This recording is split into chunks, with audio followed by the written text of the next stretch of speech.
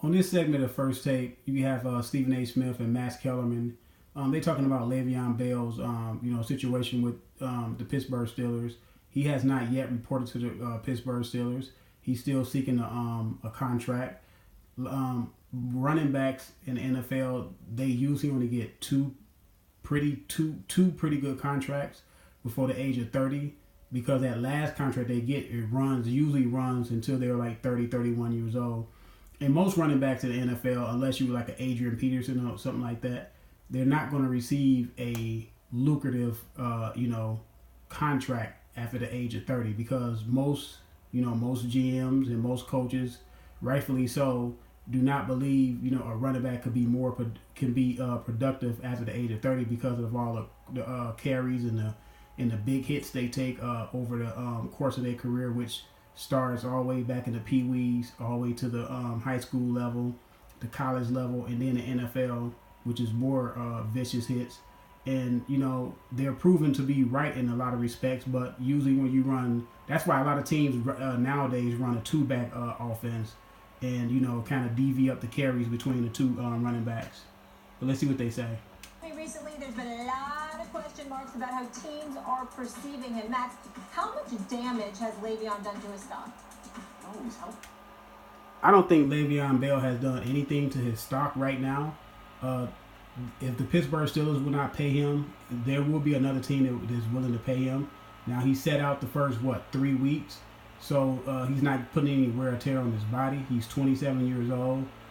He has 3 years before he reached the age of 30. So he has to do the most he can out of this season to get the contract that he's looking for. Now, I don't think Pittsburgh are willing to give him the number that he's looking for. That's why he has not signed with Pittsburgh. That's why Pittsburgh haven't signed Le'Veon Bell. They rather just keep franchise tagging him, which to me is kind of unfair to these top players that are looking for a big-time contract, because I believe they can get franchised for 3 years. And if Pittsburgh franchised him this year, he'll be 28 next year, going on 29. And I believe they can franchise tag him again. So they have no, I don't think they want to sign him, because I don't think they want to give him a long-time contract, because, Le'Veon Bell, he has had some off-the-field issues. He's been suspended a couple times. He's been hurt in the playoffs and had to sit out playoff games. So they do not value Le'Veon Bell like they do Big Ben or Antonio Brown. Even though I think Le'Veon Bell is the biggest weapon on their team, the man can pass, catch the ball at the backfield, and give you 1,500 yards rushing. He can line up as a wide receiver because he can run routes. Very, very, very rare. I believe he's the best running back in the NFL. I don't think it's. I think he's heading. I think he's ahead of every running back in the NFL, and that's including Todd Gurley and Ezekiel Elliott. Stop it. People don't understand. Look, I'm a GM. I put myself in the GM's position.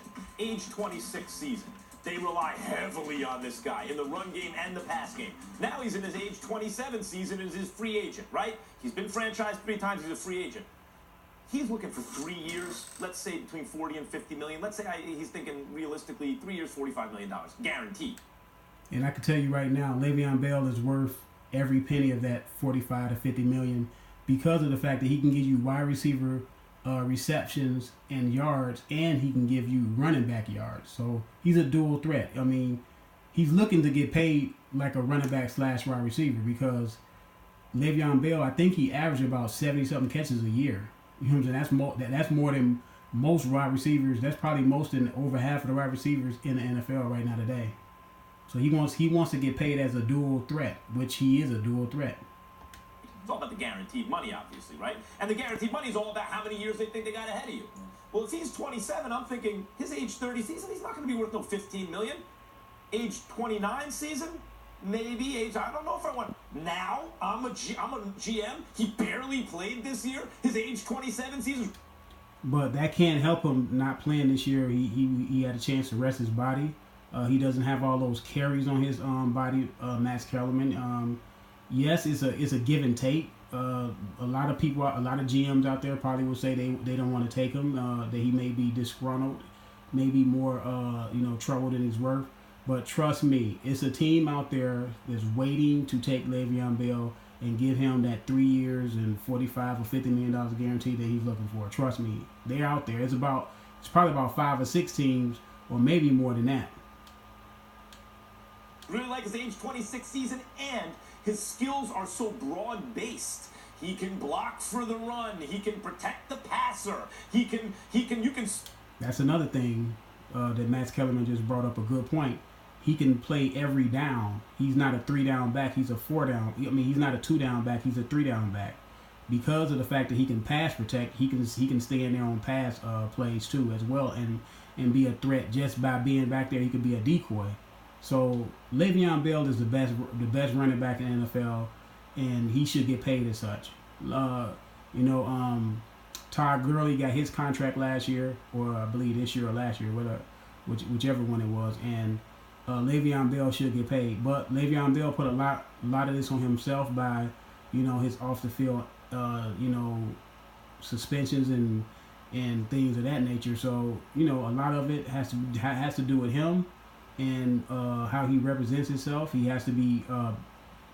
This is why you have to be better in representing yourself, because maybe if he didn't have that off the field stuff, Pittsburgh Steelers probably would have gave him that contract. Maybe not, but he would have had a better chance of getting it.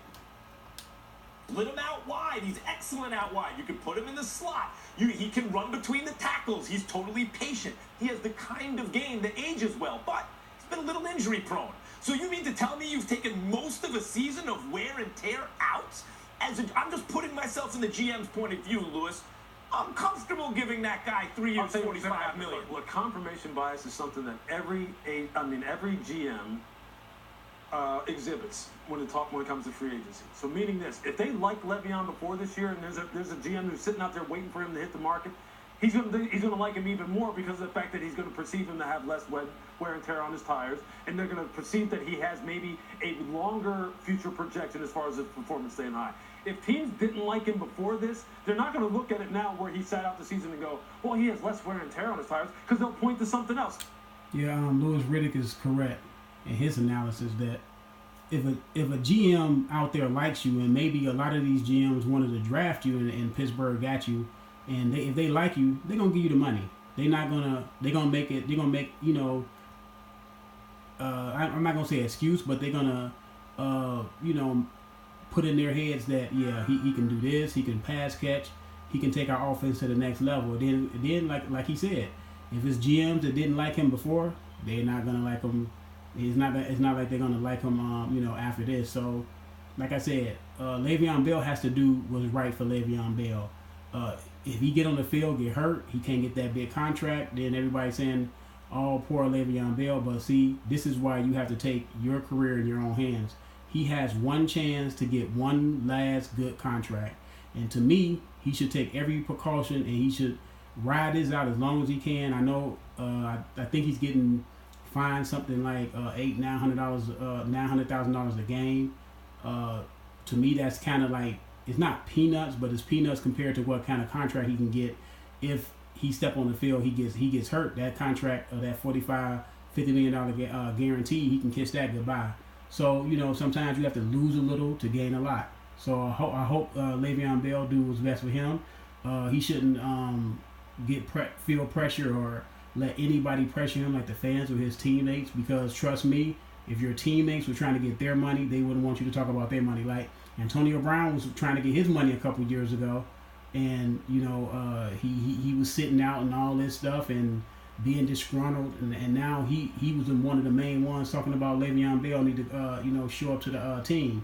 And to me, that's unfair that his teammates should not even talk about his contract or talk about him playing. And the coach Mike Tomlin should have conveyed that to the team that we're not going to talk about Le'Veon Bell's contract situation, because you got to let that man get his money, man. Football is a hard grinding sport, especially for the running back. The running back takes just as much. The running back take the second most contact on the team, next to the offense and defensive lines. So, if I was Le'Veon Bell, sit out, get your money. If they don't give you money, yeah, at some point you do report because you don't want to lose too much money, but you report and you're not losing that much. You're not putting all those carries on your body. He's probably going to report like about week 8 or week 9, maybe week 10. Who knows? Like his dependability, which is a big problem for many GMs, and the fact that he had all those carries even before this season came anyway. So it's not going to matter. Adisa Bakari said this when we had him on NFL Live. Yeah, I did mention that Le'Veon Bell does have a propensity of getting hurt, getting injured, and getting injured in big spots. When Pittsburgh really need him. All it takes is one. And I guarantee you, there's going to be one team that's going to pay him, regardless of whether he plays this year or not. The bigger question is this for him. Is he okay with giving away $14 million that he just can't recoup? Is he okay with that? Well, first of all, it's not going to be $14 million. The franchise tag was $14.5 million. Obviously, he's getting fined about $8. Now, but Le'Veon Bell has been getting paid with his franchise tag because every year you franchise tag a player, especially of his significance, you have to pay him a lot per year. So he's been making a lot per year, just like Kirk Cousins was making a lot when the Washington Redskins kept franchise tagging him, and then he finally became a free agent and he got that big contract from the Vikings. So he was able to make money on top of money. And Le'Veon Bell is he's trying to do the same, which the man does deserve to get paid. Period. Point blank. The man was highly productive on the field. He played, like I said, the most collision position on the field next to the offensive and defensive lines. So let me know what y'all think about Le'Veon Bell. Should he report to the Steelers this year, or should he just sit out? Hey, if he can afford, if he want to lose that money that he's going to lose, if I was him, I'll sit out, be fresh, or I'll come back like week 12, week 13. Don't have that many carries under my belt, and one of them teams will bite next year. I'm out.